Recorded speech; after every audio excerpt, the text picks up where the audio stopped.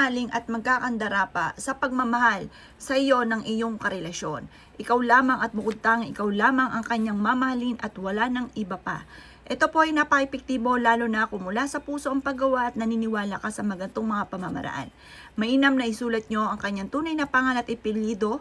Tuesday or Friday ang paggawa po nito at sa umaga nyo siya gagawin ng alas 7 ng umaga. At pagkatapos ay ibulong nyo po sa tatlong pangalan na ito, yung inyo pong tunay na pangalan ng inyong karelasyon, tunay na pangalan at ipilido at ibulong nyo ang inyong hangarin.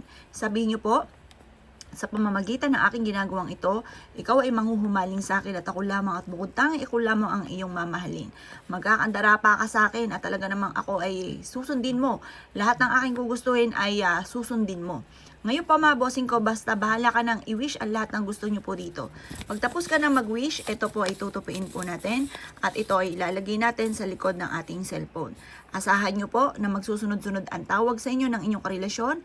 Ikaw lamang at bukod tanging ikaw lang ang mamahalin po niya. Ikaw po ang laging pagkakaibigin po niya at wala ng iba pa. Siya po ay para lagi kang mamimiss at lagi kang i-update niya kung ano ang kanyang ginagawa at lagi ka rin niyang tatanungin kung ano ang ginagawa mo. Mararamdaman mo kaagad ang laki ng pagbabago po niya matapos siya po itong gawin. Lagi kanyang tatawagan, lagi ikaw lang nasa kanyang isipan.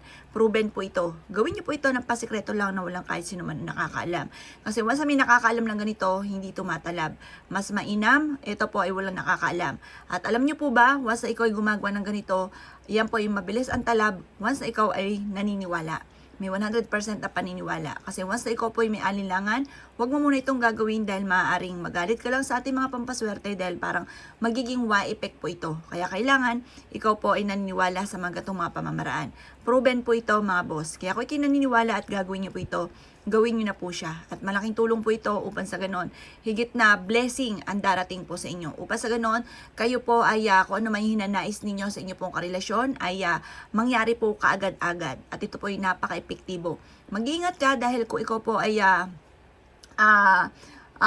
may alinlangan or kaya po ay yung inyong karelasyon ay hindi talaga tunay ninyong karelasyon, hindi biro ang gantong mga paggawa dahil maaaring tumalab po ito. Kung ikaw ay testing sa ibang tao ay baka ikihabol-habulin at ikaw po ay kumbaga magbibiru-biru ka sa ibang tao at ito try ninyo at hindi nyo naman karelasyon, ay baka magkaroon ka pa ng problema. Kaya mas mainam sa karelasyon nyo lang ito gagawin.